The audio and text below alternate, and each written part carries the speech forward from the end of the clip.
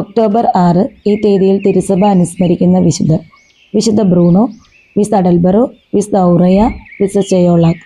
വിശുദ്ധ ബ്രൂണോ. 1030-1101 കാലഘട്ടത്തിലാണ് വിശുദ്ധ ബ്രൂണോ ജീവിച്ചിരുന്നത്. ബ്രൂണോ ജർമ്മനിയിൽ കോളോൺ നഗരത്തിൽ ഒരു കുലീന കുടുംബത്തിൽ ജനിച്ചു. റെയിംസിൽ വിദ്യാഭ്യാസം പൂർത്തിയാക്കി. ഫ്രാൻസിൻ്റെയും ജർമ്മനിയുടെയും മഹത്വം എന്ന് വിളിക്കപ്പെടത്തക്ക വിധം ബ്രൂണോ പണ്ഡിതനായിരുന്നു, ദൈവഭക്തനുമായിരുന്നു. 1055 കൊളോണിൽ തിരിച്ചെത്തിയ അദ്ദേഹം സെയിൻറ്റ് കുനിബർട്ടിൽ കാനനായി നിയമിതനായി. 1056 ദൈവശാസ്ത്ര പ്രൊഫസറായി റീംസിലേക്ക് മടങ്ങി.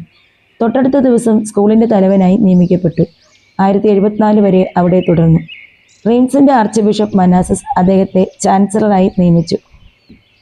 1080 മനാസസിനെ സ്ഥാനഭ്രഷ്ടനാക്കിയപ്പോൾ ബ്രൂണോ റീംസിലേക്ക് മടങ്ങി. ബ്രൂണോയെ ആർച്ച് ബിഷപ്പാക്കാൻ റീംസിലെ ജനങ്ങൾ ആഗ്രഹിച്ചെങ്കിലും അദ്ദേഹം ഒരു എർമിറ്റിക്കൽ ജീവിതം പിന്തുടരുവാൻ തീരുമാനിച്ചു.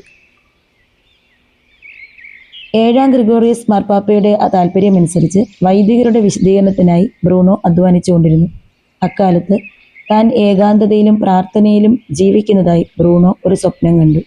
ലാൻഡ്വിൻ, സ്റ്റീഫൻ തുടങ്ങിയ കൂട്ടുകാരോടുകൂടി 1048 ഗ്രനോബിളിൽ പോയി അവിടുത്തെ ബിഷപ്പ് വിശുദ്ധ ഹ്യൂഗിനോട് അദ്ദേഹത്തിൻ്റെ രൂപതയിൽ ഒരു വിജന പ്രദേശത്ത് അധ്വാനത്തിലും പ്രാർത്ഥനയിലും ജീവിക്കുവാൻ കുറച്ച് സ്ഥലം വിട്ടുകൊടുക്കുവാൻ അഭ്യർത്ഥിച്ചു. പുണ്യവാനായ മെത്രാൻ ചാർത്രൂസ് എന്ന വിജന പ്രദേശം അവർക്ക് ദാനം ചെയ്തു. അതാണ് കാർത്തൂസ്യൻ സഭയുടെ ആരംഭം. സഭയുടെ നാമം ഈ സ്ഥലത്തിൻ്റെ പേരിൽ നിന്നുണ്ടായിട്ടുള്ളതാണ്. ബ്രൂണോ അവിടെ ഒരു പ്രാർത്ഥനാലയം നിർമ്മിച്ചു. ഓരോ സന്യാസിക്കും വെവ്വേറെ കൊച്ചു മുറികളുണ്ടാക്കി. കാലത്തും വൈകുന്നേരവും കാനോന നമസ്കാരത്തിന് മാത്രം അവർ ഒരുമിച്ച് കൂടിയിരുന്നു. ശേഷം സമയമെല്ലാം ഏകാന്തമായ പ്രാർത്ഥനയും അധ്വാനവും മാത്രം. പ്രധാന തിരുനാളുകളിൽ ഒരുമിച്ചിരുന്ന് ഭക്ഷിച്ചിരുന്നു.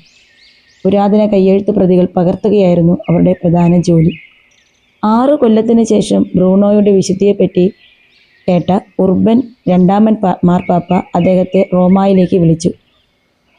ചാർത്രൂസിൽ എന്ന പോലെ റോമായിലും ബ്രൂണോ വിശുദ്ധ ജീവിതം നയിച്ചു. എങ്കിലും നഗരത്തിലെ ബഹളം അദ്ദേഹത്തിൻ്റെ ഏകാന്തതയെ ഭഞ്ജിച്ചിരുന്നു. പല സ്ഥാനമാനങ്ങളും ഉപേക്ഷിച്ച് അവസാനം അദ്ദേഹം നഗരം വിട്ടു പോകുവാൻ അനുവാദം നൽകി. കലാബ്രിയയിലേക്ക് മടങ്ങി. കഠിനമായ ജീവിതനിഷ്ഠയാണ് കർത്തൂസ്യൻ സഭയുടേതെങ്കിലും 71-ാമത്തെ വയസ്സിലാണ് ബ്രൂണോ അന്തരിച്ചത്. പ്രവർത്തനങ്ങളുടെ ആവശ്യം എത്രയും പ്രാധാന്യമുള്ളതായാലും ധ്യാനാത്മകമായ സന്യാസ സഭകൾക്ക് ക്രിസ്തുവിൻ്റെ ഭൗതിക ശരീരത്തിൽ അമൂല്യമായ സ്ഥാനമുണ്ടെന്നുള്ള വത്തിക്കാൻ സുന്നകദോസിൻ്റെ പ്രഖ്യാപനം കർത്തൂസ്യൻ സഭ അന്വർത്ഥമാക്കുന്നുണ്ട്. വിശുദ്ധ ബ്രൂണോയെ ഞങ്ങൾക്ക് വേണ്ടി തിരുക്കുമാരനോട് പ്രാർത്ഥിക്കണമേ.